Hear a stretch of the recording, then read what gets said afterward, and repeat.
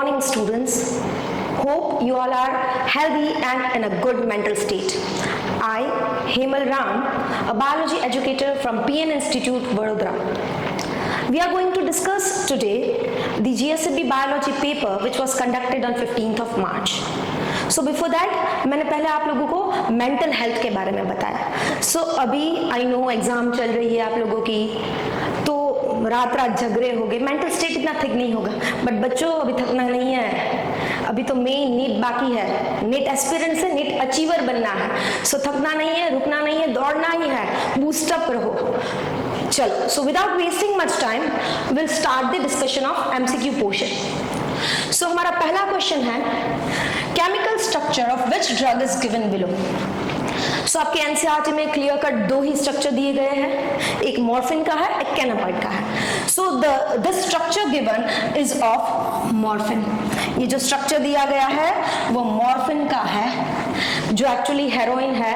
Heroin का chemical nature है acetyl morphine, जो मॉर्फिन के एसिटाइलेशन से बनता है, जो एक्चुअली पॉपी प्लांट के लेटेक्स में से आइसोलेट किया जाता है. And this drug act as a depressant की तरह एक्ट करता है, और जो हमारे मेटाबॉलिक एक्टिविटी को स्लो डाउन कर देता है. तो आप जो ये स्ट्रक्चर देख रहे हो बच्चों, वो 5 रिंग, इसका 3D स्ट्रक्चर देखे तो 5 रिंग वाला स्ट्रक्चर है जो मॉर्फिन का है. So correct answer is D, morphine.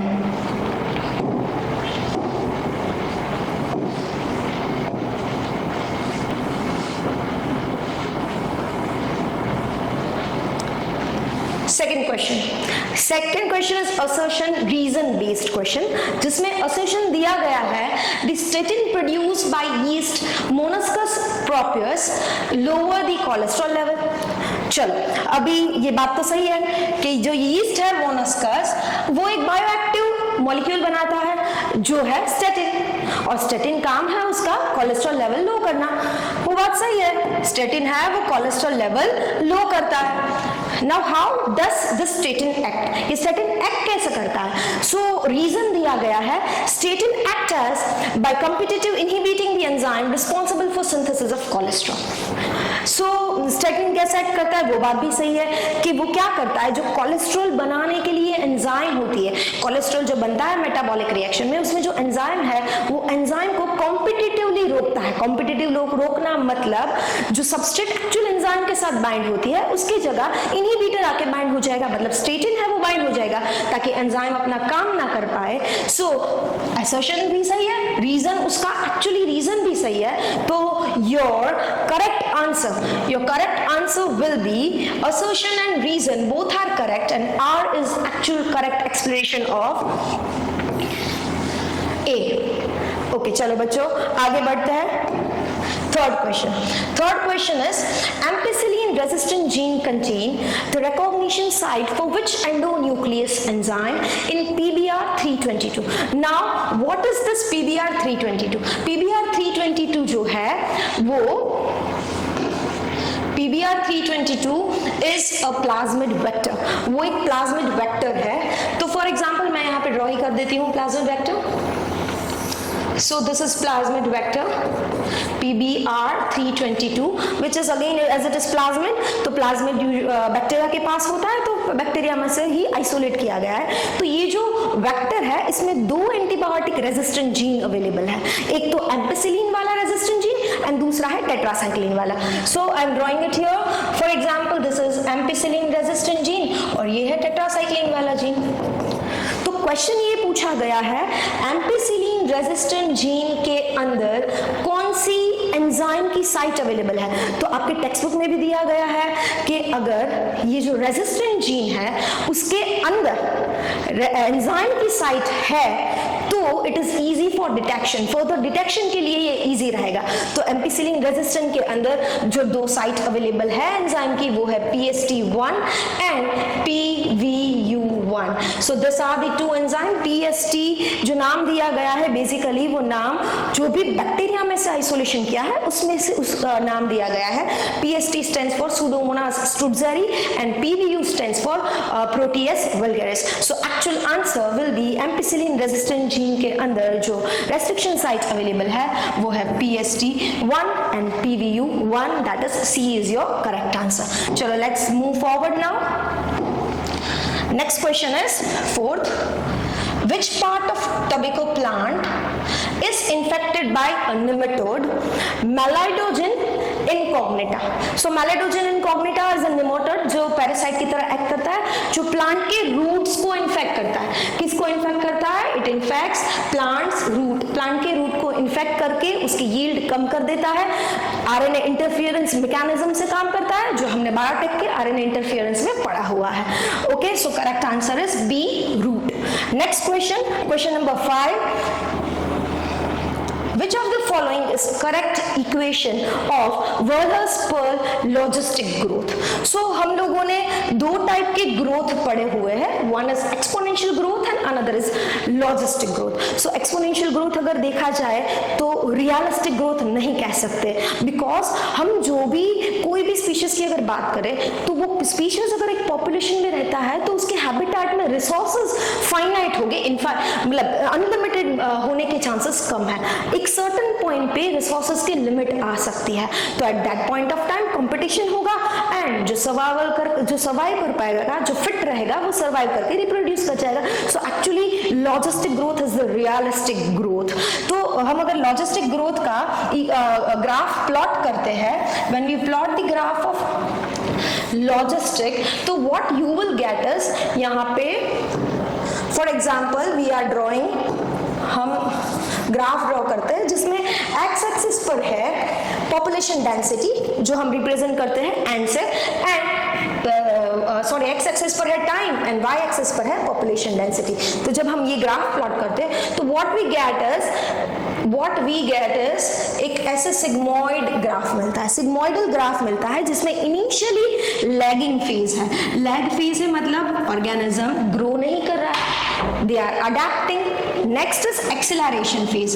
Acceleration phase को हम एक्सपोनेंशियल फेज भी कह सकते हैं, जिसमें ग्रोथ एक्सपोनेंशियली हो रही है, ऑर्गेनिजम्स या कोई भी स्पीशीज है बढ़ते जा रहा है अपने रिसोर्सेज को यूटिलाइज करके. उसके बाद आप ये यहाँ पे एक पॉइंट देख रहे हो,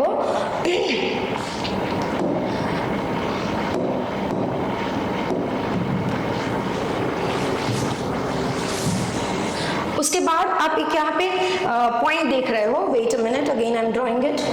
हाँ, उसके बाद आप ये पॉइंट देख रहे हो जहां पे डिक्लाइन होना चालू हुआ, that phase is called deceleration phase, and again a straight line has come, जिसे हम एसिम्पटॉट बोलते हैं. क्यों एसिम्पटॉट? मतलब अभी ज्यादा ग्रोथ पॉसिबल नहीं है, रिसोर्सेज जो है वो लिमिटेड है, मतलब एक पॉइंट पे नेचर्स की भी जो कैपेसिटी है वो लिमिट आ गई है, उससे ज्यादा अभी ग्रोथ पॉसिबल नहीं है.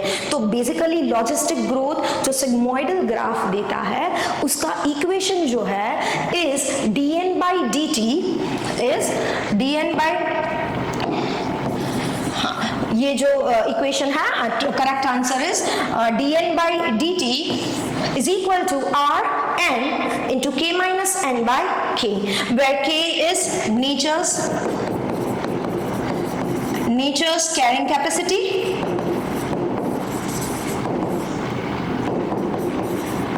R जो है उसकी इंट्रिंसिक ग्रोथ रेट है, R is the intrinsic growth rate, and तो हमें पता है, मैंने आपको बता दिया, population density. So dn by dt मतलब rate of change in population पर time is given by rn into k minus n upon k, which is the correct answer. चलो let's move forward now. Next question. The second trophic level in lake is, so basically lake मतलब पानी वाला aquatic system हम कह सकते हैं. तो हम अगर फूड चेन देखें तो सबसे पहले कौन आता है? प्रोड्यूसर आता है. उसके बाद कौन आता है? प्रोड्यूसर बना के देता है, हम रेडीमेड लेते हैं. तो प्रोड्यूसर के बाद कंज्यूमर्स आएंगे, प्राइमरी कंज्यूमर, सेकेंडरी कंज्यूमर. तो प्रोड्यूसर है वो पहले ट्रॉपिक लेवल. ट्रॉपिक लेवल होता क्या है? उसकी जगह, फूड चेन में हम जिसको जगह दे रहे हैं उसे हम ट्रॉपिक लेवल बोलते हैं. तो सबसे पहले ट्रॉपिक लेवल पे प्रोड्यूसर्स आएंगे, और सेकंड ट्रॉपिक लेवल पे कौन आएगा? जो प्रोड्यूसर को खाएंगे, वो सेकंड ट्रॉपिक लेवल पे आएगा. तो किसका बोला गया है? बोला गया है लेक का. लेक जो एक्वाटिक आता है, तो बेसिकली सेकंड ट्रॉपिक लेवल बोले तो फाइटोप्लैंक्टन्स तो पहला ट्रॉपिक लेवल आएगा. फाइटो मतलब प्लांट, और प्लैंकटन है, it is related to water. तो बेसिकली प्रोड्यूसर्स फाइटोप्लैंकटन में आते हैं, एल्गी है या एक्वाटिक प्लांट है, दे कम इन फाइटोप्लैंकटन। तो वो तो पहला ट्रॉपिक लेवल हुआ। तो सेकंड ट्रॉपिक लेवल, एल्गी भी प्रोड्यूसर में ही आता है, तो वो भी सेकंड नहीं हो सकता है। तो सेकंड जो है, इट आंसर इज बी, ज़ूप्लैंक्टन्स, जो किस पे डिपेंड करते हैं, फाइटोप्लैंक्टन्स पे डिपेंड करते हैं। तो हम उसे कह सकते हैं प्राइमरी कंज्यूमर्स, या we can call it as second trophic level. तो correct answer is B, zooplanktons. चलो नेक्स्ट,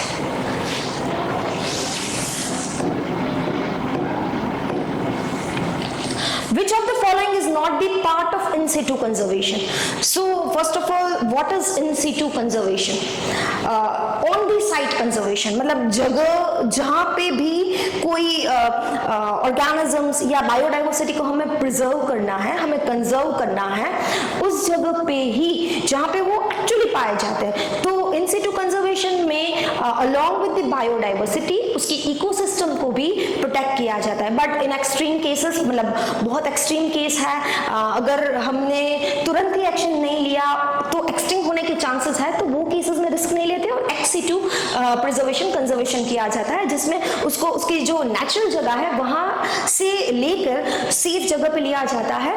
तो in situ conservation is the on site conservation, जिसमें national parks, sanctuaries, biosphere reserve आते हैं। तो all these three are the examples of in situ conservation। पर हमें तो पूछा है कि इसमें से कौन सा in situ conservation नहीं है, तो correct answer is zoological parks। Of course आप बच्चे जब छोटे होंगे या कई बार जू में गए होंगे, तो जू है वो नेचुरल हैबिटेट नहीं है एनिमल्स का, तो zoological park is an ex situ conservation example। तो correct answer is D, zoological park। चलो next, 8th, which pollinating agent is responsible for pollination in water hyacinth and water lily? So basically water hyacinth and water lily both are the aquatic plants। तो usually हमारे mind में पहले तुरंत यही click होगा कि aquatic plant है तो पॉलिनेशन के लिए पानी ही जवाबदार होगा। Not always, maximum of times हाँ पानी है, बट नॉट ऑलवेज। जैसे कि वाटर हायासिन्थ एंड वाटर लिली जो है वो पानी के जो पानी का लेवल है, for example this is the level of water, उसके जो प्लांट है पानी के ऊपर की तरफ ग्रो होते हैं। तो in that case such plants get pollinated by insects and wind. Answer, correct answer is insects and wind.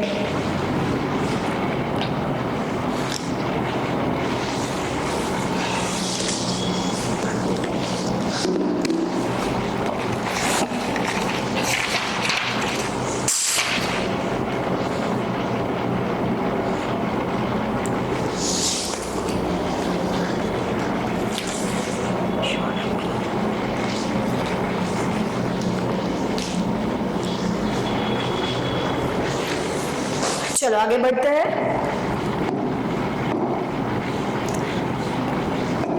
9th question, MTP are considered relatively safe during so what is MTP? MTP is medical termination of pregnancy, और you can say कि हम induced abortion कह सकते हैं उसको। What are the reason why medical termination of pregnancy is needed? Reason can be many, like for example if the couple is not planning for pregnancy and anyhow pregnancy रह गई है और उसको नहीं चाहिए तो they can terminate it। Second reason is कि medical disorders के कारण जो fetus है वो safe नहीं है, या तो due to certain problems even mother is not safe, तो ऐसे cases में terminate करा सकते हैं pregnancy। तो that is called MTP, medical termination of pregnancy। Now India में पहले ये लीगल नहीं था, 1971 में उसको लीगल किया गया, but with very much restrictions. जैसे कि फॉर एग्जांपल जो सेक्स डिटर्मिनेशन करवाते हैं कि वेदर इट इज फीमेल और मेल, और अगर फीमेल हुई तो टर्मिनेट करवा देते हैं, तो that is not considered legal. तो बेसिकली ये जो MTP है वो सेफ कब तक है? प्रेगनेंसी को 3 ट्राइमेस्टर में डिवाइड किया जाता है। ट्राइमेस्टर मतलब 3-3 महीने के होते हैं। तो जो पहला ट्राइमेस्टर है तब तक medical termination termination of pregnancy है वो सेफ है, तो your answer is 12 weeks. Correct answer is 12 weeks तक medical termination of pregnancy is safer. चलो नेक्स्ट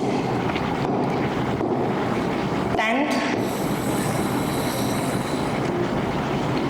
बहुत इंटरेस्टिंग सा क्वेश्चन है। बेसिकली अगर देखा जाए तो टेक्स्ट बुक का एग्जैक्ट ही दे दिया है, वरना यूजुअली इसमें बहुत सारे अलग अलग क्वेश्चंस, अलग अलग चार्ट हो सकते हैं, but this is the exact which is given in your text book.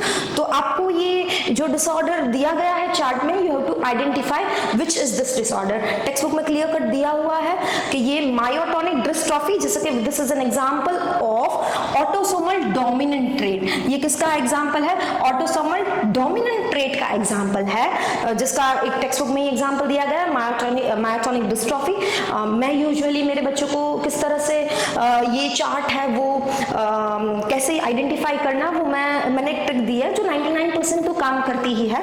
What you have to see is, सबसे पहले आपको देखना है हर एक जनरेशन में किसी ना किसी को तो हुआ होगा, हर एक जनरेशन में किसी ना किसी को हुआ है कि या कोई भी एक जनरेशन में स्किप हुआ है। तो देख लो यहाँ पे है, यहाँ पे है, यहाँ पे सब जगह पे है, तो एक भी जनरेशन स्किप नहीं हुआ। तो स्किप नहीं हुआ है तो इट इज ऑटोसोमल। अगर स्किप हुआ होता तो स्किप नहीं हुआ है तो इट इज डोमिनेंट। अगर स्किप हुआ होता तो रिसेसिव होता, बट यहाँ पे तो स्किप है ही नहीं, सब जगह पे है, तो इट इज डोमिनेंट, वो कंफर्म है। दूसरा ये कि अगर मदर है वो सन को दे रही है और फादर है वो डॉटर को दे रही है। Again I am repeating, female मतलब मदर सन को दे रही है और फादर डिजीज मदर को दे रहा है। अगर ऐसी कंडीशन है तो वो सेक्स लिंक होता, अगर ऐसी कंडीशन है तो वो सेक्स लिंक होता। अगर कोई भेदभाव नहीं है, मदर दोनों को दे रही है, फादर भी दोनों को दे रहे हैं विदाउट भेदभाव, अगर डिजीज जा रहा है तो वो ऑटोसोमल है। तो इसमें कोई वो भेदभाव नहीं दिख रहा है, मदर दोनों को दे रही है, फादर भी दोनों को देते हैं, तो this is autosomal dominant trait. Answer is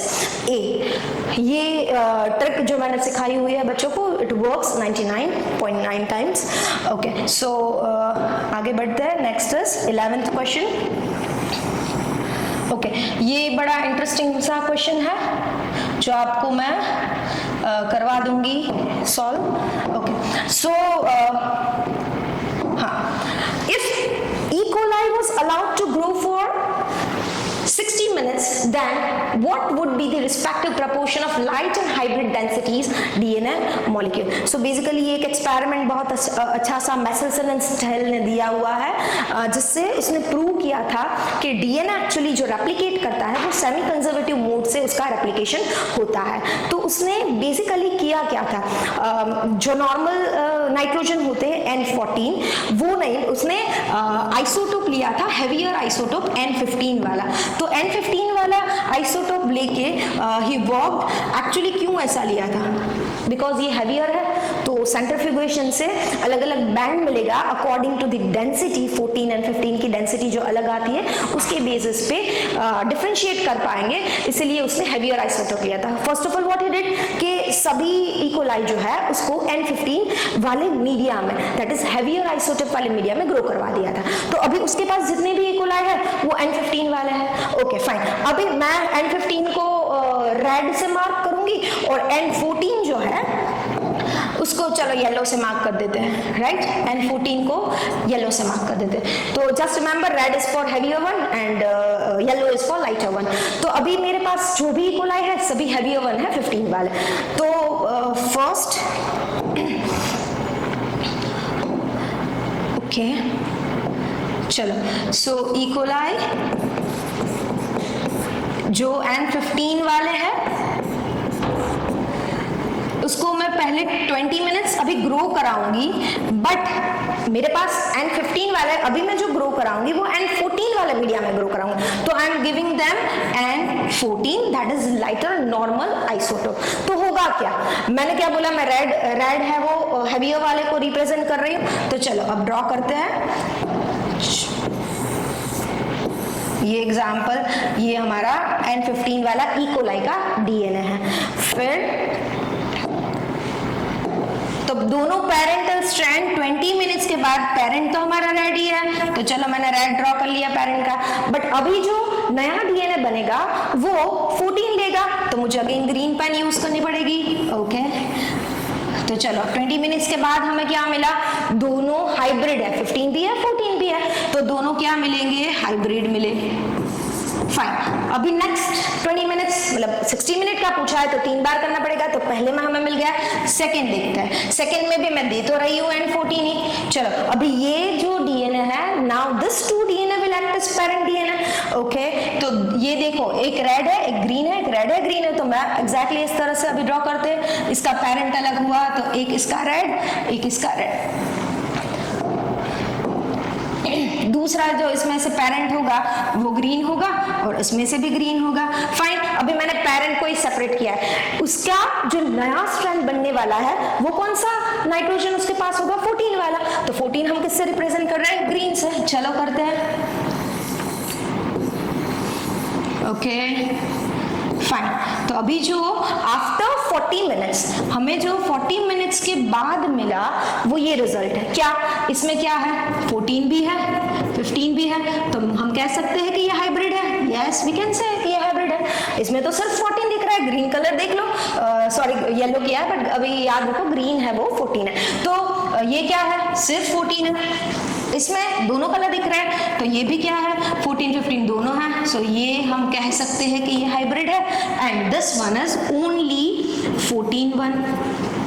तो क्या है, 50-50%। अभी 40 मिनट्स के बाद 50% देखो, 2 है वो हाइब्रिड है और 2 है वो 14 वाला है। क्वेश्चन पूछा है 60 मिनट का, चलो 60 मिनट अभी ग्रो करवाते हैं, इकोलाई को ग्रो करने दो, वो 20 मिनट में ग्रो हो जाता है। चलो तो अभी अगेन उन लोगों को जो नाइट्रोजन मिलने वाला है वो तो 14 वाला मिलना है, बट अभी पेरेंट स्ट्रैंड कितने हैं, 4 पेरेंट स्ट्रैंड है, जिसमें से 2 हाइब्रिड है, उसके पास रेड कलर क्या रिप्रेजेंट कर रहा है, N15। ओके चलो पेरेंट स्ट्रैंड को सेपरेट करते हैं।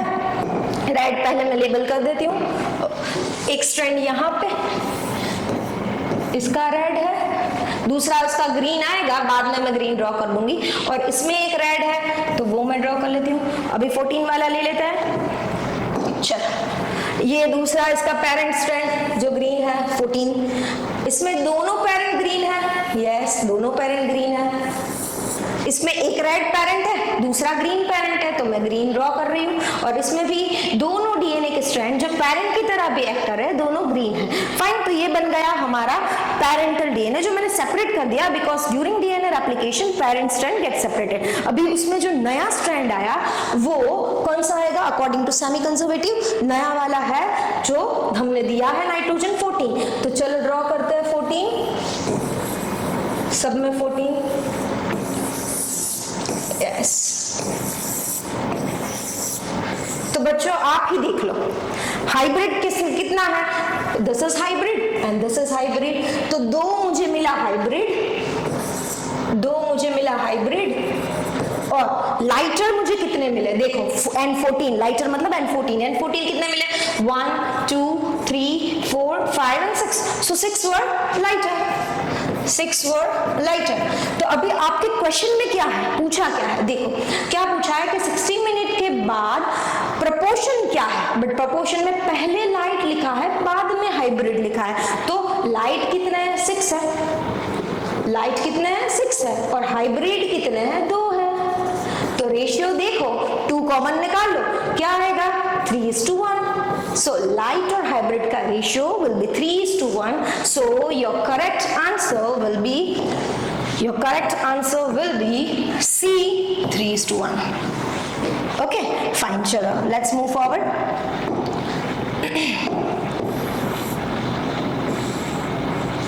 Single step large mutation is known as citation. This statement is given by. So basically Darwin ने ऐसा बोला था कि म्यूटेशन जो है वो एक ग्रेजुअल प्रोसेस है, रैंडम नहीं है, जिसका एक स्पेसिफिक डायरेक्शन है, स्मॉल अमाउंट में होता है, जो हेरिटेबल है, but that was given by Darwin. But एक अनदर साइंटिस्ट आया था जो है हुगो डे वेरिस, उसने बोला था कि जो म्यूटेशन होता है वो एक बड़ा सा चेंज है, it is a large change जिसका कोई डायरेक्शन नहीं है, it is directionless and random process जो स्पीशिएशन कॉज कर देता है। तो ये स्टेटमेंट दिया गया है ह्यूगो डे वेरिस ने, तो your correct answer is B, Hugo de Vries. Okay चलो next is Which fungus is taking part in formation of mycorrhiza? So उसके पहले आपको पता होना चाहिए what is mycorrhiza. Mycorrhiza is a symbiotic association between a fungi and a plant. What is symbiosis? Symbiosis is a relationship जिसमें दोनों एक दूसरे को फायदा करते हैं. जैसे कि मैंने अभी ये mycorrhiza का बोला, fungi and plant का रिलेशनशिप है. तो fungi जो है वो क्या करती है, सॉइल में से फॉस्फोरस से न्यूट्रिशन लेके प्लांट को देती है, तो प्लांट को तो फायदा होगा. तो प्लांट ने सोचा चलो मैं भी आपको फायदा देती हूँ, वो जगह दे देता है, हैबिटेट देता है जहाँ फंजाई आराम से रह पाए. तो ऐसे रिलेशनशिप को हम क्या कहते हैं, म्यूचुअली रहते हैं, तो सिम्बायोटिक रिलेशन. तो ये जो माइकोराइजा है उसमें जो फंजाई है वो फंजाई होती है ग्लोमस. कौन सी फंजाई होती है? It is of genus Glomus. So the correct answer is C, Glomus. Next is which chemical is utilized during isolation of DNA at the end for precipitation? अभी हम लोगों ने कैसे DNA को आइसोलेट किया जाता है वो पढ़ा हुआ है, आपके टेक्स्ट बुक में भी दिया हुआ है कि DNA बेसिकली हमारा जो भी, for example if you want to isolate from plant या if you want to isolate from bacteria, तो उसकी सेल वॉल पहले तोड़ेंगे, सभी कंटेंट बाहर निकलेगा. तो हमें और सभी कंटेंट नहीं चाहिए, वी जस्ट वांट DNA. तो हमारा DNA को हम कैसे अलग कर पाए? We need to precipitate the DNA. तो precipitation of DNA is done by chilled ethanol. इसे किया जाता है, ठंडा इथेनॉल डालोगे तो DNA प्रेसिपिटेट होके एज अ फाइन थ्रेड्स नीचे की तरफ मिल जाएगा. तो correct answer is B, chilled ethanol. Next, in mature insulin, chain A and chain B interlinked by which bond? So basically, आप लोगों को पता है कि जो इंसुलिन है वो एक प्रो हार्मोन, प्रो इंसुलिन के फॉर्म में बनता है, which is not an active form. Pro insulin के फॉर्म में क्या होता है, एक एक्स्ट्रा स्ट्रैंड रहता है, एक extra. For example this is A, okay, this is B and this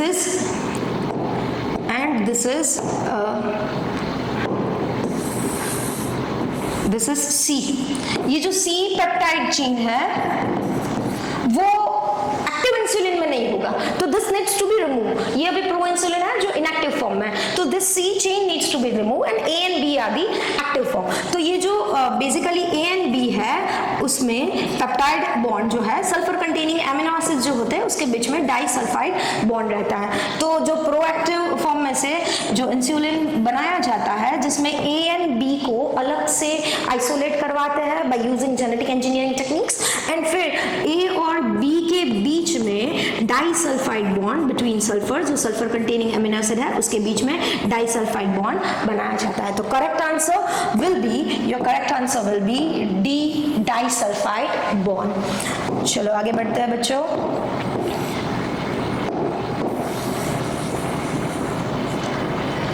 Once in a habitat, there are 80 chittas present. Their birth rate is 4. चलो, तो एक इक्वेशन है जिसमें आप पॉपुलेशन फाइंड कर सकते हो, जिसमें क्या क्या कंसिडर किया जाता है, बर्थ रेट कितनी है, डेथ रेट कितनी है, अगर नए आ रहे हैं फ्रॉम एनीवेयर एल्स उसे इमिग्रेशन कहते हैं, और जा रहे हैं तो एमिग्रेशन कहते हैं. तो ये चारों पॉइंट कंसिडर करके अभी का पॉपुलेशन पहले के पॉपुलेशन के साथ कंपेयर करके वी कैन कैलकुलेट. तो फॉर्मूला आप लोगों को याद होगी, N T plus 1 is equal क्या है, N T plus birth rate plus immigration minus death rate plus emigration. ये है formula.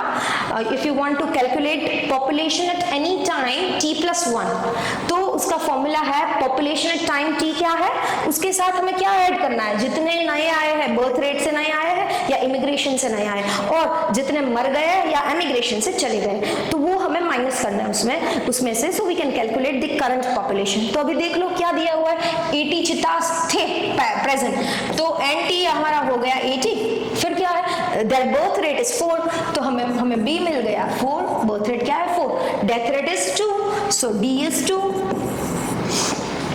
6 and 6 new cheetahs added by immigration, immigration से कहीं बाहर से, और 6 नए आ गए हैं, और 3 decreases by emigration, so emigration से ई हो गया हमारा 3।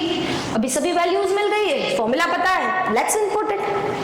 चलो, N T plus 1 is equal to N T is 80 plus birth rate क्या है हमारी 4 है, okay, then immigration is 6 minus क्या करना है, death rate is D is 2, death rate is 2 and emigration is 3,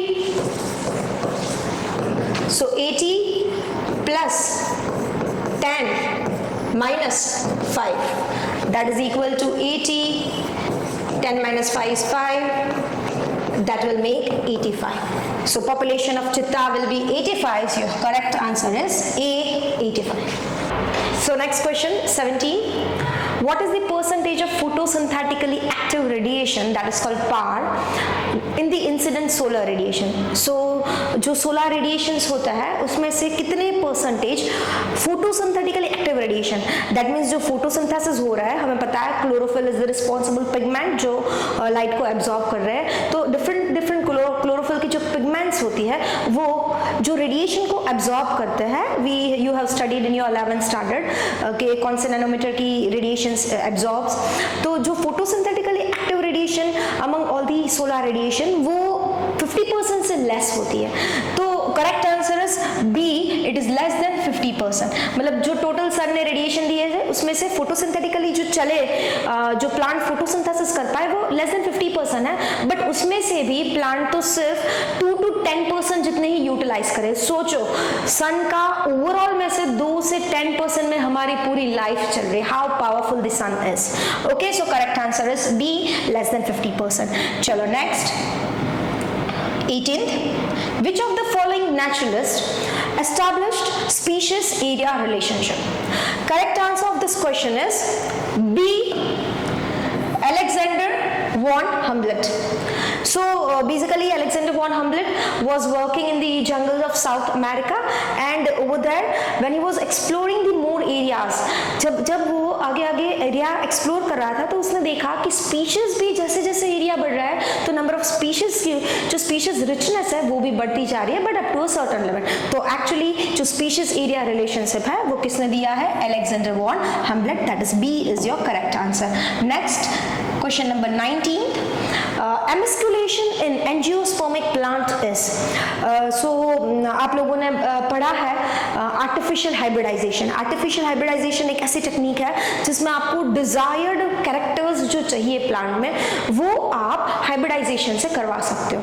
तो if the flower is bisexual flower, that is उसमें male as well as female reproductive part दोनों है, that is anther जो pollen carry कर रहा है और stigma style ovary which is a female reproductive part, अगर दोनों है तो chances है कि खुद के pollen anther अगर जब diacesis हो रहा है तब खुद के pollen गिर के खुद के ही female part से वो fertilize हो जाए। मुझे ऐसा करना नहीं है, हमें रोकना है anyhow।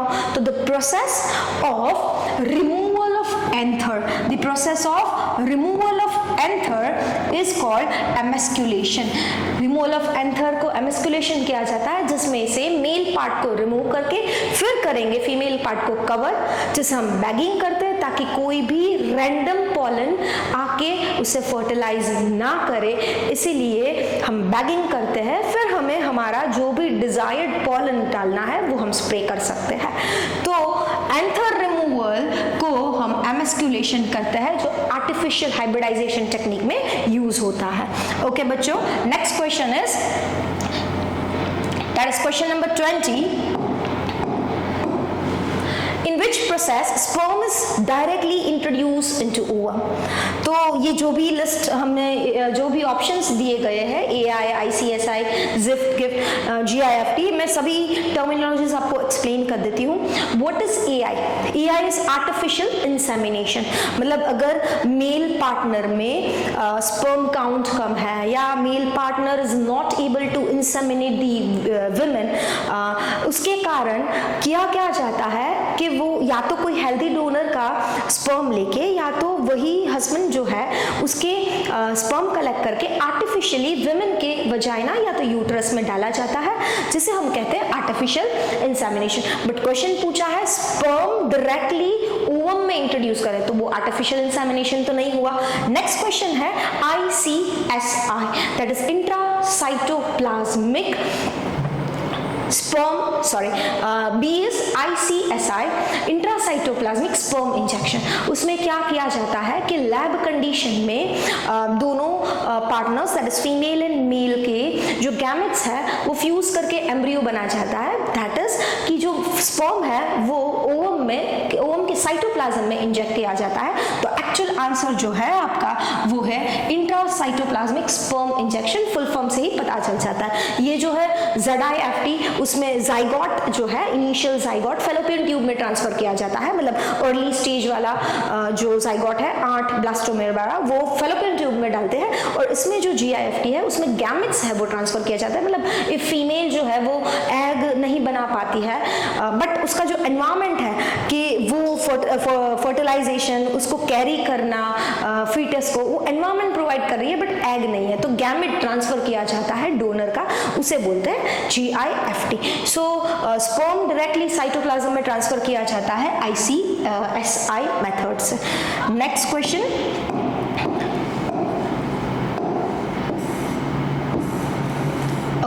the RNA polymerase 3 is responsible for transcription of which RNA? So first of all, what is transcription? Transcription एक ऐसी method है कि जिसमें DNA है, it is transcribed into RNA with the help of RNA polymerase enzyme. Now we know there are many type of RNA. RNA के बहुत सारे type है, जिसमें से main जो 3 RNA है वो है transfer RNA T, mRNA and rRNA which is called ribosomal RNA. उसके अलावा small nuclear RNA है, heterogeneous RNA है। तो बेसिकली जो अलग अलग एंजाइम्स है RNA polymerase 1, RNA polymerase 2 and 3, तो उसमें से जो RNA polymerase 3 है, RNA polymerase 3 is responsible for transcription of tRNA. tRNA means transfer RNA, जो amino acid को ट्रांसफर करता है, that RNA is called tRNA। तो बेसिकली mRNA जो है mRNA is formed from hnRNA. hnRNA means heterogeneous RNA. heterogeneous RNA को हम ऐसा कह सकते हैं कि ये heterogeneous RNA is a precursor of mRNA. इसमें प्रोसेसिंग होगा और अल्टीमेटली mRNA बनेगा। तो ये जो है 18S rRNA, it is transcribed by polymerase 1. heterogeneous RNA जो mRNA का प्रिकर्सर है, it is transcribed by polymerase 2, so ultimately इसमें से mRNA ही बनने वाला है, और tRNA जो है it is transcribed by polymerase 3, so the correct answer is A, tRNA. Okay, next question.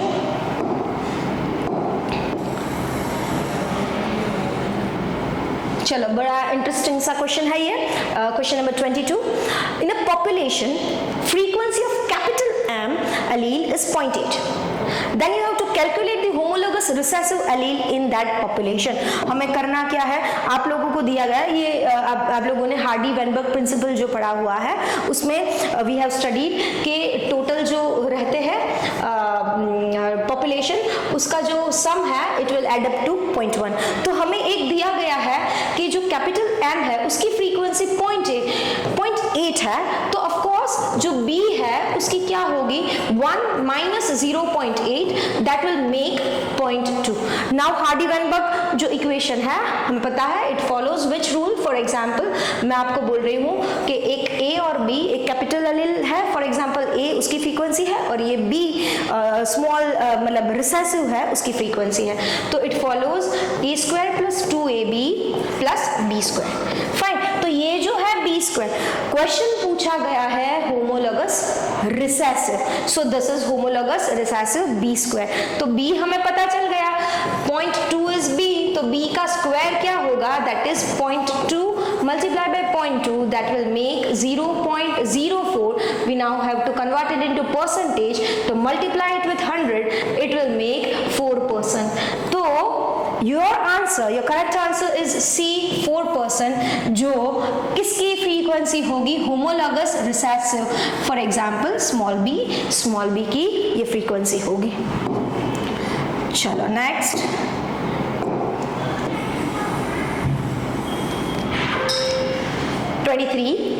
which bioactive molecule is produced by Trichoderma polysporum? Now Trichoderma polysporum, first of all, it is a fungi. So fungi and bacteria produces many bioactive molecules. तो आपका जो ये पूछा गया है Trichoderma polysporum वो क्या बनाता है? It produces cyclosporin A, जो एक इम्यूनोसप्रेसेंट है। मतलब जब भी ऑर्गन ट्रांसप्लांटेशन होता है तो इम्यूनोलॉजिकली सप्रेस किया जाता है ताकि ऑर्गन्स रिजेक्ट ना हो, उसके लिए जो इम्यूनोसप्रेसेंट है उसका example, one of the example is cyclosporin A which is isolated from Trichoderma polysporum. Streptokinase जो है वो बैक्टीरिया स्ट्रेप्टोकोकस में से आइसोलेट किया जाता है, जो क्लॉट ब्लस्टर की तरह यूज होता है। Pectinase and lipases are the enzyme which are isolated from microbes. ये streptococcus, again this is bacteria only, ये स्ट्रेप्टोकोकस में से आइसोलेट किया जाता है जो क्लॉट बस्टर की तरह यूज होता है। Pectinase and lipases both are the enzyme which are isolated from microbes. Pectinase है वो फ्रूट जूसेस क्लैरिफायर की तरह यूज होता है, एंड लाइपेज एंजाइम है, नाम से पता चलता है लिपिड को ब्रेक डाउन करता है। तो डिटर्जेंट इंडस्ट्रीज में उसमें से ऑयल रिमूवल जो हमारे कपड़े में होता है, तो ऑयल रिमूवल के लिए ये लाइपेज एंजाइम्स यूज हो सकता है। तो correct answer for Trichoderma polysporum is cyclosporin A which act as a immunosuppressant. चलो next, 24. Which metal are used in gin gun for the insertion of alien DNA in competent host? So basically gin gun एक ऐसे method है जिसे हम biolistic method भी कहते हैं। उसमें this method is mostly use for plant, क्योंकि प्लांट के पास एक हार्ड सा टफ सा सेल वॉल रहता है जिसमें से पेनिट्रेट होना मतलब इज अ डिफिकल्ट टास्क। अगर सेल वॉल नहीं है तो इजीली ट्रांसफर हो सकता है, बट प्लांट के पास एक हार्ड सेल वॉल है। तो जिन गन मेथड में हाई वेलोसिटी से डीएनए को शूट किया जाता है ताकि प्लांट के सेल वॉल को पेनिट्रेट तुरंत ही हो जाए। तो दिस मेथड जो है gene gun method, it is applicable mostly for plants. उसमें क्या होता है कि हैवी मेटल्स जैसे कि गोल्ड एंड टंगस्टन जैसे हैवी मेटल्स को as a particle size micro particles लिया जाता है और उसके ऊपर डीएनए को कोट करके ये जो हमें कोटेड डीएनए वाला मेटल्स जो मिला है उसे फिर जिन गन से शूट किया जाता है विद हाई वेलोसिटी ताकि डिजायर्ड टारगेटेड होस्ट सेल में वो डायरेक्टली डीएनए एंटर हो पाए। तो heavy metals which are used for gene gun method to insert the alien DNA in host is gold and tungsten, that is C.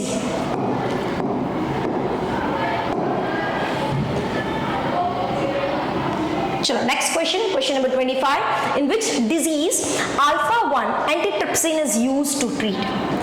तो basically अल्फा-1 antitrypsin है वो एक human protein है जो emphysema which is disorder of lung का disorder तो नहीं कह सकते, जिसमें जो सेक ऑफ लंग्स होते हैं उसमें डैमेज हो जाता है, वो लंग में उसकी साइज जो है वो एनलार्ज हो जाती है, तो उसे कहते हैं एम्फिसेमा। एम्फिसेमा को ट्रीट करने के लिए एक बायो प्रोडक्ट बनाया गया है जेनेटिक इंजीनियरिंग से। उसमें एनिमल्स जो है, एनिमल में respective gene of alpha-1 antitrypsin is inserted and वो animal फिर ये प्रोटीन बनाएगा and which can this protein after that can be used for the treatment of emphysema. So your correct answer is D, emphysema. चलो next question number 26. India is a country of pre-reproductive aged people. On the basis of the statement, what is the representation of age pyramid for Indians? ये question तो आई gas बताने की भी जरूरत नहीं है, हम सबको पता है कि इंडिया का पॉपुलेशन एक्सपांडिंग पॉपुलेशन है। तो आप क्वेश्चन में भी दिया हुआ है, क्या दिया हुआ है कि it is a country of pre reproductive aged people. तो जो हम लोगों ने पिरामिड पढ़ा है, fine,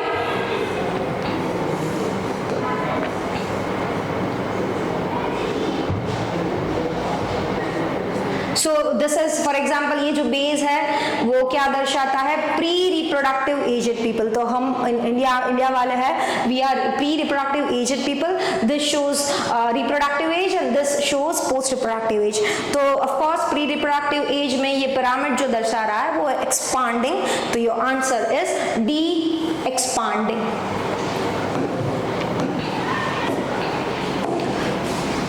Next question, detritus food chain begin from?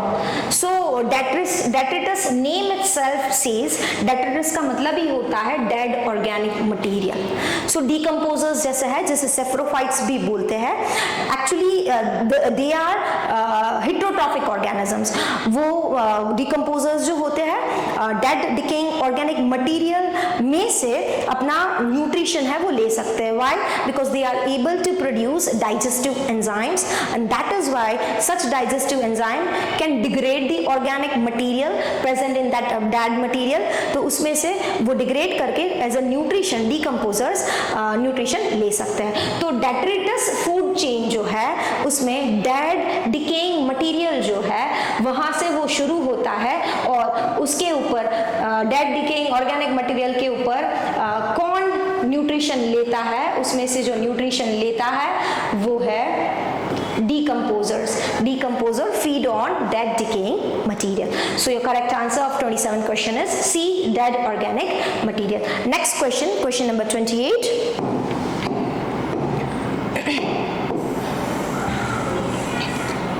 In which of the following thalamus contributes to fruit formation? So basically अगर देखा जाए तो दो टाइप के फ्रूट होते हैं, true fruit and false fruit. True fruit are the fruit जो सिर्फ और सिर्फ ओवरी में से ही बनता है, उसे हम ट्रू फ्रूट कहते हैं. बट अलॉन्ग विथ ओवरी अगर कोई दूसरा पार्ट भी फ्रूट बनाने में इन्वॉल्व हो रहा है तो we call it as false fruit. तो strawberry is an example of false fruit. Strawberry ऐसा एग्जाम्पल है जिसमें थैलेमस भी इन्वॉल्व होता है फ्रूट फॉर्मेशन के लिए, तो ये एक फॉल्स फ्रूट का एग्जाम्पल है. बाकी सारे जो है sapota means chikoo, so mango, sapota and orange are true fruits जिसमें थैलेमस इन्वॉल्व नहीं होता है. So your correct answer is strawberry, D. Next question number 29. In vasectomy, a small part of which of the following is cut for sterilization?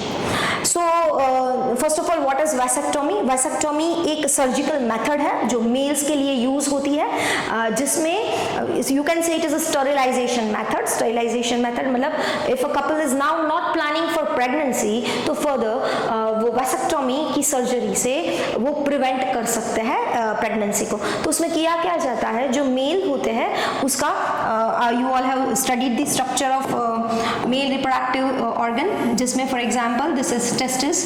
ये जो testis है, this is penis. So testis में से this is vas deferens.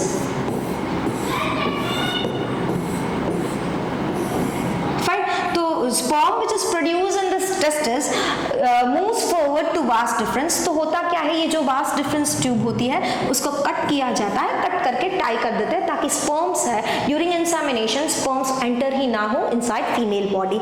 So correct answer of this question is a, vas deferens.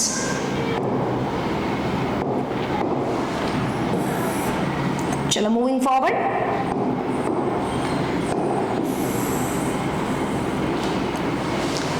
How many years ago modern man Homo sapiens arose? So clear cut ecology ये evolution के chapter में दिया हुआ है. This is just the line of your NCERT textbook जिसमें बताया हुआ है कि ice age जो थी that is 75,000 to 10,000 years ago modern man Homo sapiens arose. So your correct answer is D, 75,000 to 10,000. 31. Crystals Bt toxin produced by some bacteria do not kill the bacteria themselves because. Again this is an interesting question कि Bt toxin जो Bacillus thuringiensis एक gram positive bacteria है उसमें से लिया गया है, वो टॉक्सिन खुद बैक्टीरिया के लिए क्यों टॉक्सिक नहीं है बट इंसेक्ट को क्यों मार सकता है? रीजन बिहाइंड इट इज जो बीटी टॉक्सिन होता है वो उसके इनएक्टिव फॉर्म में प्रोटॉक्सिन कहते हैं जिसको, प्रोटॉक्सिन्स आर इन इनएक्टिव फॉर्म। तो जब वो बैक्टीरिया के अंदर होता है it is in a form of protoxin which is in inactive form once it enters into the gut of insect का गट की pH होती है अल्कलाइन, तो अल्कलाइन pH में it solubilizes and it is converted into active toxin form। तो BT toxin खुद bacteria के लिए क्यों टॉक्सिक नहीं होता है? बिकॉज जो टॉक्सिन है वो इनएक्टिव फॉर्म में होता है। Your correct answer is C, toxin is in inactive form. चलो आगे बढ़े। Next question is question number 32। Which of the following layer of microsporangium provides nutrition to developing pollen grains? Now, microsporangium जो होता है, it has 4 layers, 4 layer होता है। The outermost layer जो होते हैं उसे हम epidermis कहते हैं। Outermost layer is called epidermis, बाहर का layer, for example this is epidermis। उसके अंदर की तरफ जो होता है that is endothelium, ये है epidermis। फाइन, उसके अंदर जो होता है that is endothelium, so this is endothelium. उसके अंदर जो होते हैं वो है middle layers can be more than 2, सो मैं यहाँ पे अभी 2 लेयर बना रही हूँ, so it can be more than 1, सो ये है मिडल लेयर। और सबसे इनरमोस्ट लेयर जो होता है वो है tapetum. So basically microsporangium it is covered by 4 layers: epidermis, endothelium, middle layers and tapetum. Out of this 4, the outermost three covering, that is epidermis, endothelium and middle layers, they are protective layer। इसका काम क्या है? Protect करना। Protective layer है, साथ साथ में anther के स्प्लिटिंग डेहिसंस, एंथर के डेहिसंस में भी ये 3 लेयर काम करती है। तो हमें तो क्वेश्चन क्या पूछा गया है कि न्यूट्रिशन कौन दे रहा है? तो अगर ये 3 कर रहा है प्रोटेक्शन का काम या एंथर के डेहिसंस में इसका रोल है, तो न्यूट्रिशन कौन दे रहा है? टैपेटम, द इनरमोस्ट लेयर, वो दे रहा है nutrition. So correct answer is D, tapetum.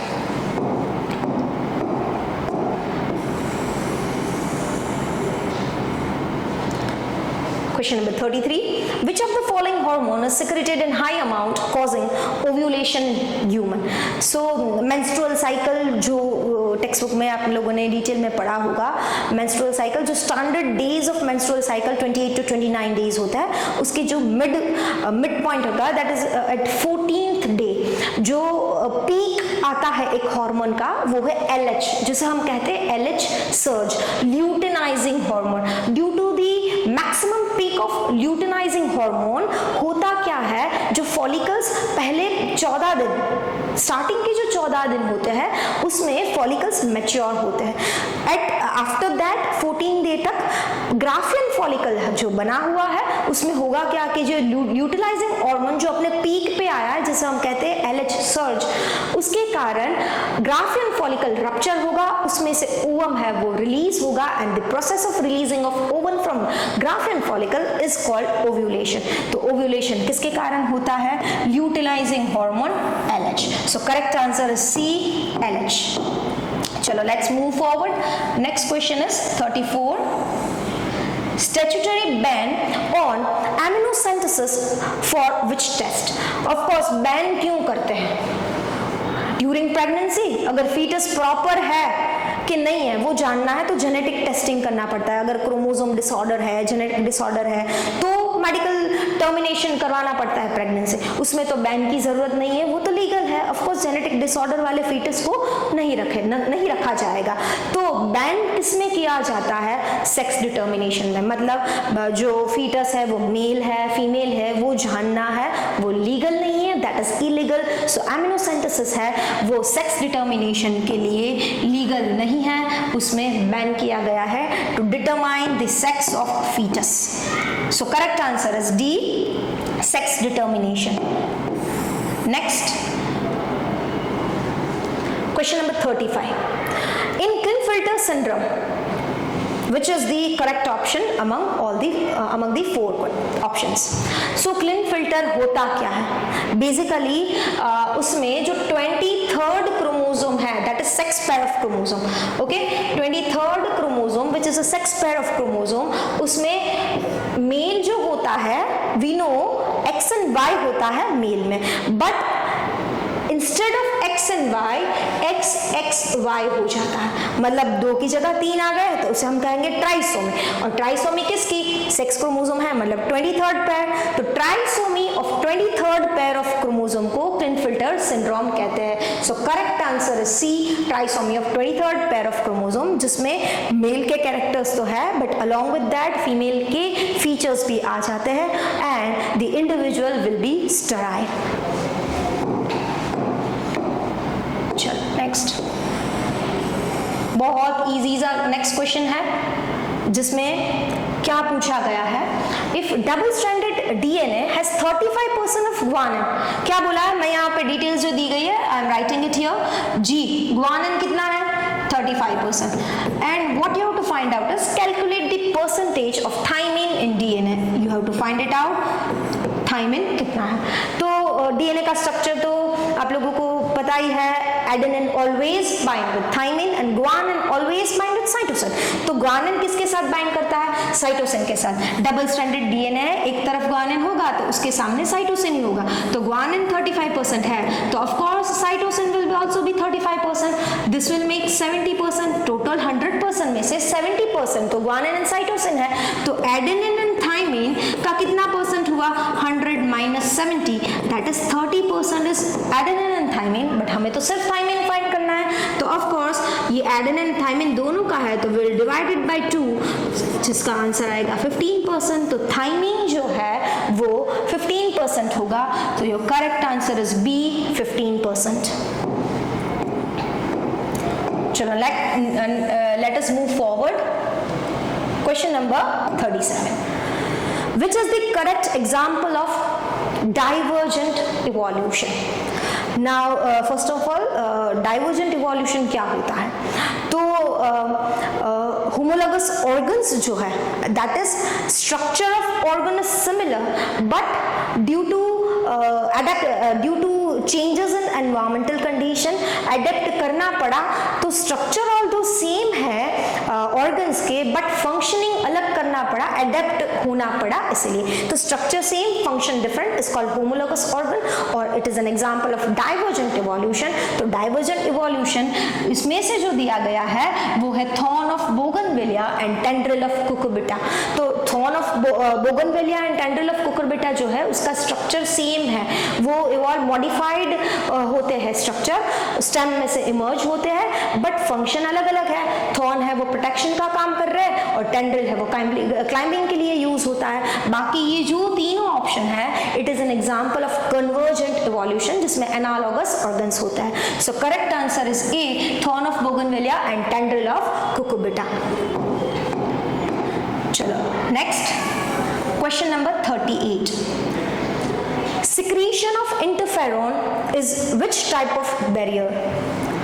तो सबसे पहले तो इंटरफेरॉन क्या होता है? इंटरफेरॉन एक प्रोटीन है जो कौन बनाता है? Virus infected cells. हमारे बॉडी के अंदर जिस सेल्स में वायरस इन्फेक्ट किया हुआ है तो virus infected cell produces certain kind of proteins which are called interferons. और ये इंटरफेरॉन्स है बाकी के जो सेल जिसमें वायरस ने इन्फेक्ट नहीं किया है उसको आगे रोक सकेगा. तो इंटरफेरॉन जो है it is a cytokine barrier. Interferon है एक साइटोकाइन बैरियर है. तो करेक्ट आंसर आपका सी है. फिजिकल बैरियर में स्किन आती है यूजुअली, या तो म्यूकस लाइनिंग रेस्पिरेटरी ट्रैक्ट में, गैस्ट्रोइंटेस्टाइनल ट्रैक्ट में जो म्यूकस की लाइनिंग है जो बैक्टीरिया को अलाउ नहीं करते तो वो फिजिकल बैरियर में आता है. सेल्यूलर बैरियर्स में जैसे कि हमारे इम्यून सेल्स है WBC जैसे जो मैक्रोफाजेस की तरह एक्ट करते हैं, जो फेगोसाइटोसिस से एंटीजन को खा जाता है, तो वो वो सेल्यूलर बैरियर में आएगा। और फिजियोलॉजिकल बैरियर में क्या आता है, जैसे कि हमारी स्टमक की एसिडिक कंडीशन है, हमारे टीयर्स है, सलाइवा है, उसमें ऐसी कंडीशन है जो माइक्रोब्स के ग्रोथ को रोक देता है, तो वो आता है फिजियोलॉजिकल बैरियर में। तो interferon is an example of cytokine barrier which is a protein जो वायरस इन्फेक्टेड सेल है बनाता है। Next question number 39, match the following. तो एक तरफ दिया गया है अलग अलग ऑर्गेनिज्म या फंजाई, बैक्टीरिया एंड फंजाई दिया गया है, और दूसरी तरफ कौन से फंजाई या कौन सा बैक्टीरिया क्या प्रोडक्ट बना रहा है वो हमें मैच करना है। तो बेसिक सा इजी सा क्वेश्चन है। अगर बहुत कुछ आपको अगर नहीं भी पता है तो एसिटाई है यहाँ पे, तो it produces acetic acid, right. Aceti produces acetic acid. Lactobacillus सबको पता है, लैक्टोबैसिलस है वो लैक्टिक एसिड बनाता है, इट इज अ बैक्टीरिया। फिर क्लोस्ट्रिडियम ब्यूटालिकम नाम से ही पता चल जाएगा, वो ब्यूट्रिक एसिड बनाता है। और एस्पार्जिलस नाइजर जो बचा है सीट्रिक एसिड बनाता है। तो आप देखो एस्पार्जिलस नाइजर पी में आएगा 3, तो ये दोनों ऑप्शन है जिसमें पी में 3 है, फाइन। फिर क्यू में आएगा 1, तो क्यू में 1 अगेन दोनों में है। क्लोस्ट्रिडियम ब्यूटालिकम है वो ब्यूट्रिक एसिड बनाता है, तो आर में आएगा 2, so correct option is C. Okay fine, चलो आगे बढ़ते हैं।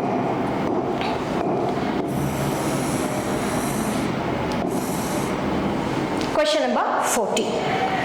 EcoR1, which is a restriction enzyme. EcoR1 cuts DNA between dash only when sequence GAA-TTC is present in DNA. तो सबसे पहले तो restriction enzyme की एक खासियत होती है कि it can only cleave to the specific sequence, कहीं पे जाके भी randomly क्लीव नहीं कर पाता है। वो एक recognition site होती है, उसको आइडेंटिफाई करेगा और वहाँ या उसके आसपास के रीजन में ही जाके क्लीव करेगा। तो 2 टाइप की रेस्ट्रिक्शन एंजाइम है, एक जो ब्लंट एंड बनाती है और एक जो स्टैगर्ड मतलब स्टिकी एंड्स बनाती है। तो ये जो EcoR1 है उसका जो रिकॉग्निशन साइट है it is GAA-TTC। Okay, so of course दूसरी तरफ GAA-TTC पैलिंड्रोमिक सीक्वेंस ही होता है, फाइन। तो EcoR1 एक जो कट करती है तब स्टिकी एंड बनाती है, और EcoR1 कहाँ कट करती है, G और A के बीच में जो बॉन्ड होता है वो ब्रेक करके इस तरह से स्टिकी एंड बनाएगी। ओके, एक ये बना, यहाँ क्लीव कर दिया ऊपर, और नीचे की तरफ GCTTA-G।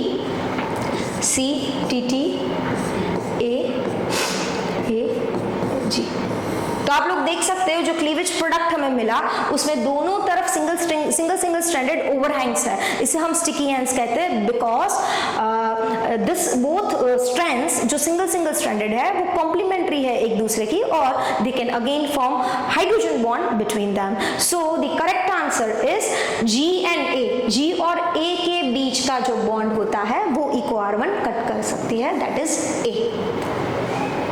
चलो नेक्स्ट,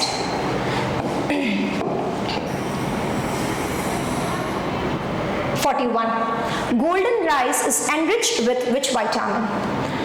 सो गोल्डन राइस एक जेनेटिकली इंजीनियर्ड प्रोडक्ट है जिसमें न्यूट्रिटिव वैल्यू बढ़ाने के लिए यूजुअली क्या होता है, जहाँ पे राइस स्टेपल डाइट है तो वहाँ पाया गया था कि विटामिन ए की डेफिशिएंसी बहुत ज़्यादा है। तो through genetic engineering nutritional value add करने के लिए राइस में विटामिन ए का जीन ऐड किया गया था, ताकि जो विटामिन ए की डेफिशिएंसी पाई गई थी वहाँ पे वो ना रहे। तो बेसिकली गोल्डन राइस जो है it is vitamin A rich product. वो क्या है, विटामिन ए एनरिच्ड प्रोडक्ट है जो जेनेटिक इंजीनियरिंग से मॉडिफाई किया गया है। चलो next 42, again match the following question है जिसमें एक तरफ अलग अलग ऑर्गेनिजम्स दिए गए, ऑर्गेनिज्म या यू कैन से कि अलग अलग स्पीशीज दिए गए हैं जो कौन सा रिलेशनशिप मेंटेन करते हैं एक दूसरे के साथ, वो हमें बताना है। ओके, तो एक तरफ दिया गया है लाइकन। लाइकन क्या है, lichen is a symbiotic relationship between algae and fungi. Algae और फंजाई के बीच का एक सिम्बायोटिक रिलेशनशिप है जिसमें दोनों एक दूसरे को कुछ ना कुछ फायदा देता है। तो लाइकेन हमें पता है कि वो म्यूचुअली साथ में रहते हैं सिम्बायोटिकली, तो लाइकेन का आंसर क्या आएगा? लाइकेन का आंसर आएगा म्यूचुअलिज्म। सो पी में आंसर इज 4। तो कौन से ऑप्शन है? एक ये ऑप्शन हो सकता है, एक ये ऑप्शन हो सकता है। ओके, तो हमने अभी तो स्क्रीन कर दिया, 2 ऑप्शन ओमिट हो गए। Next is tortoise and a goat. तो टॉर्टोइज एंड गोट में क्या था? गैलापागोस जो आइलैंड है उसमें टॉर्टोइज टॉर्टोइज जो ग्रास ब्राउज कर रहा है, तब गोट जब एंटर हो गई तो गोट का जो ब्राउजिंग एफिशिएंसी है, उसकी कैपेसिटी है बहुत ज्यादा है, तो कंपटीशन हुआ दोनों के बीच में और गोट की एफिशिएंसी ज्यादा थी तो धीरे धीरे करके टॉर्टोइज मरने लगे। तो there was a competition between tortoise and goat. तो क्यू का आंसर आएगा कंपटीशन, दैट इज 3। चलो देखते हैं इसमें से किस में 3 है। तो क्यू में ये दोनों में 3 है, तो अभी फिलहाल के लिए दोनों आंसर हम रखते हैं, फिर आगे देखते हैं कि क्या चेंजेस आता है। Sea anemone and clownfish. Sea anemone and clownfish एक ऐसा रिलेशनशिप है जिसमें एक है वो दूसरे के ऊपर रहता है बट कुछ नेगेटिव, उसको दूसरे को कुछ नेगेटिव इफेक्ट नहीं हो रही, एक को फायदा हो रहा है पर दूसरा न्यूट्रल रहता है। ओके, तो ऐसे रिलेशनशिप को कहते हैं कमेंसालिज्म। तो एनेमोन एंड जो क्लाउनफिश है उसका रिलेशनशिप है कमेंसालिज्म। एंड आप लोगों को ये तो पता ही है, ल्यूवर फ्लूक जो है वो पैरासाइट है ह्यूमंस के लिए, तो इसका आंसर है पैरासाइटिज्म। तो अब देखो हमें ये 2 ऑप्शन जो मिले थे, आर में आंसर आएगा 2, तो आर में यहाँ पे 2 है, यहाँ पे 1 है, तो of course your answer will be D. चलो next,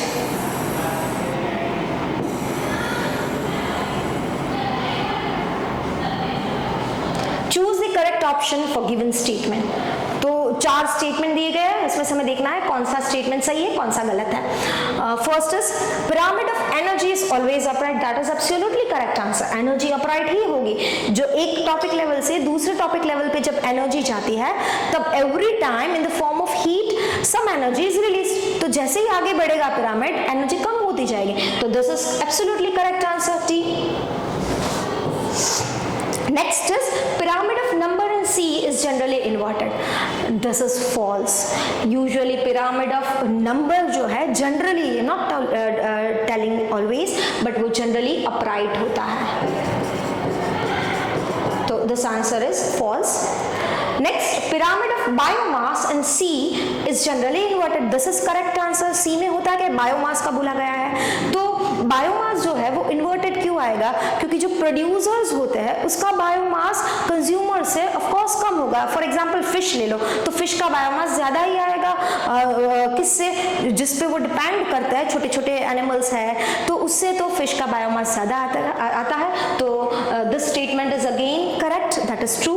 and last one, in most ecosystem the pyramid of number and energy are always inverted. Again this is false answer. ये जो है वो अपराइट होता है। टेक्स्ट बुक में क्लियर कट लाइन दी गई है कि मोस्ट ऑफ द केसेस में कैसी इकोसिस्टम, यूजुअली इकोसिस्टम नंबर की एंड एनर्जी की जो इकोसिस्टम है उसका जब पिरामिड ड्रॉ करते हैं तो उसका पिरामिड यूजुअली अपराइट होता है। तो this is false.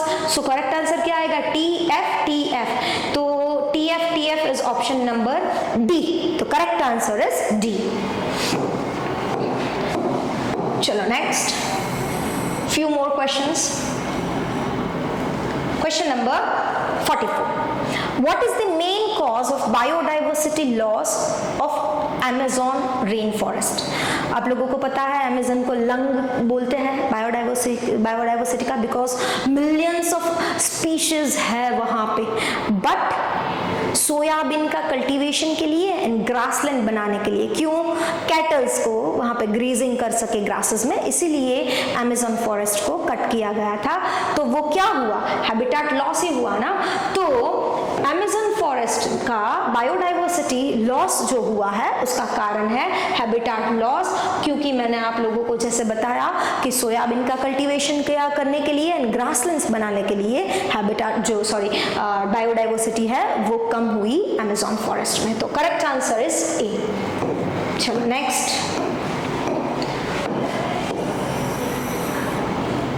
Again clear cut NCERT का डायग्राम है ये। अगर आप लोगों ने ठीक से हर एक डायग्राम ऑब्जर्व किया होगा तो आपको ये डेफिनेटली आया होगा कि question is in given figure megasporogenesis is shown in angiosperms, what are the ploidy in given x and y respectively. तो बेसिकली लेबल कर दिया है x एंड y। अभी ये है क्या, x जो है वो न्यूसिलस है, x इज न्यूसिलस, एंड जो y दिया गया है वो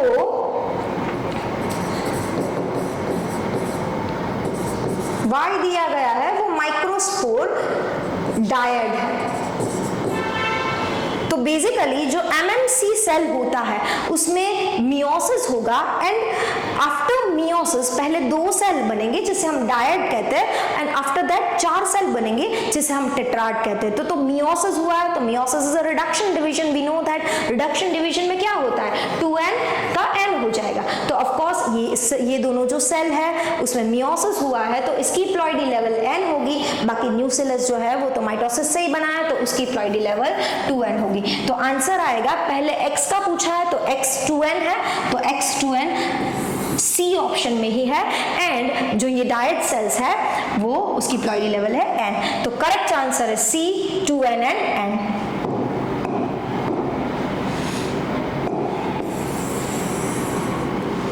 Which gland help in lubrication of penis during coitus? सो अलग अलग ग्लैंड्स दी है जिसका अलग अलग फंक्शंस है, बट हमें पूछा गया है कि पेनिस के लुब्रिकेशन में, कोइटस के वक्त पेनिस के लुब्रिकेशन में कौन सा ग्लैंड रिस्पॉन्सिबल है। तो जो prostate gland and seminal vesicles है, ये दोनों ग्लैंड है, उसका जो सिक्रीशंस है वो स्पर्म के साथ मिक्स होता है और it provides nutrition to sperm, जैसे कि वो फ्रुक्टोज शुगर है, वो उसमें से आता है, कैल्शियम है, एंजाइम्स है, वो सब सिक्रीशन में होता है of prostate gland and seminal vesicle. But ये जो बल्बोयूरेथ्रल ग्लैंड है, this gland actually provides lubrication to penis during coitus। Testis तो हमें पता है वो स्पर्म्स बनाते हैं, तो correct answer is C bulbourethral gland। Next question number 47, LNG20 is dash. LNG20 क्या है? तो बेसिकली सभी अलग अलग हम लोगों ने पढ़े हुए हैं कि कॉपर टी जैसे कि है, तो वो कॉपर टी का जो एग्जाम्पल है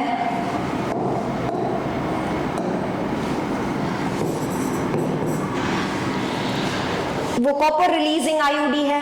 हार्मोन रिलीजिंग आईओडी का एग्जाम्पल है LNG20, प्रोजेस्टेरेट।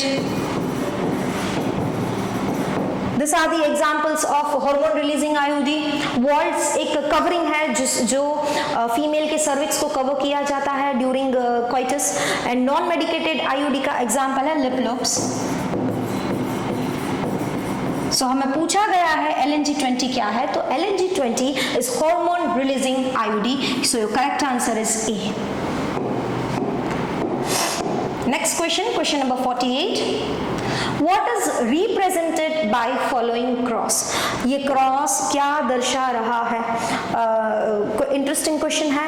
आप लोग देख रहे हो कि एक जो दिया हुआ है capital T and small t, that is heterozygous condition है, और ये जो है होमोजाइगस रिसेसिव है।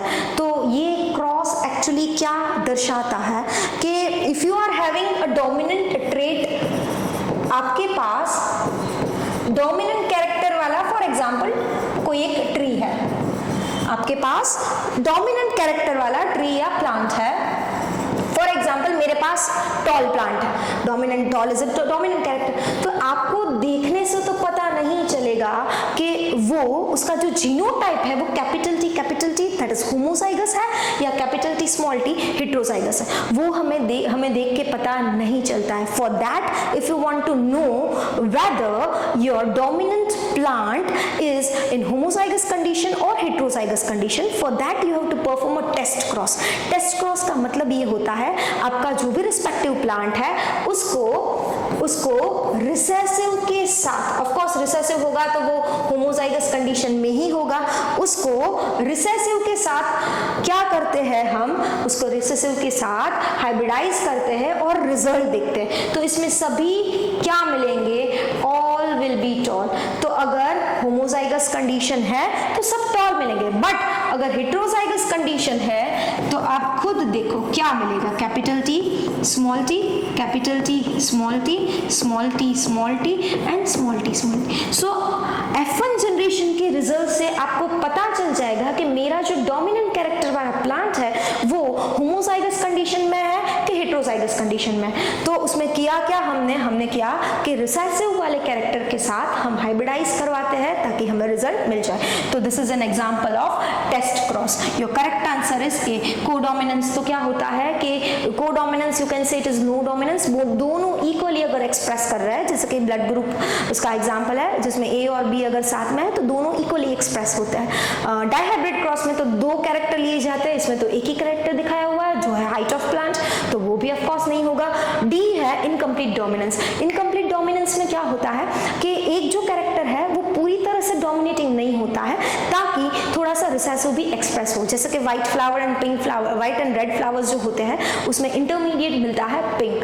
तो ये तो एग्जांपल इनकम्प्लीट डोमिनेंस का भी नहीं है, तो correct answer is test cross, that is A. Next question number 49। The length of DNA double helix in human sperm is approximately dash। थोड़ा सा लॉजिकल क्वेश्चन है, बट एनसीईआरटी का ही है, एनसीईआरटी के बाहर का तो है ही नहीं। आपके क्लियर कट टेक्स्ट बुक में दिया गया है कि जो ह्यूमन डीएनए है उसकी लेंथ होती है 2.2 मीटर। ह्यूमन डीएनए है उसकी अप्रोक्सीमेट लेंथ होती है 2.2 मीटर्स। तो that is of course of 46 chromosomes. कितना 23 पेयर्स होते हैं हमें, तो 46 क्रोमोसोम की जो लेंथ टोटल मिलती है इज 2.2 मीटर। बट यहाँ पूछा है किसका, यहाँ पूछा है स्पर्म का। हमें पता है स्पर्म कैसे बनता है, via reduction division, that is meiosis. Meiosis से स्पर्म बनता है, तो 2n है वो n में कन्वर्ट हो जाएगा और स्पर्म की जो प्लॉइडी लेवल होगी वो n होगी। तो ऑफ कोर्स स्पर्म में कितने क्रोमोसोम हो गए, 23 क्रोमोसोम्स हो गए स्पर्म में। तो जो 46 क्रोमोसोम की लेंथ 2.2 मीटर थी, तो 23 क्रोमोसोम की लेंथ जो है उसकी हाफ होगी, that is 2.2 divide by 2, that will give 1.1। So your correct answer is 1.1 B. चलो last one. The brain capacity of Neanderthal man was, so Neanderthal man की जो brain capacity है वो है 1400 cc। Correct answer is 1400 cc. So with this, so finally we have completed all the 50 questions. Thank you so much. आप लोगों को out of 50 कितने marks मिले, do comment. नेक्स्ट सेशन में मिलते हैं, तब तक के लिए बाय।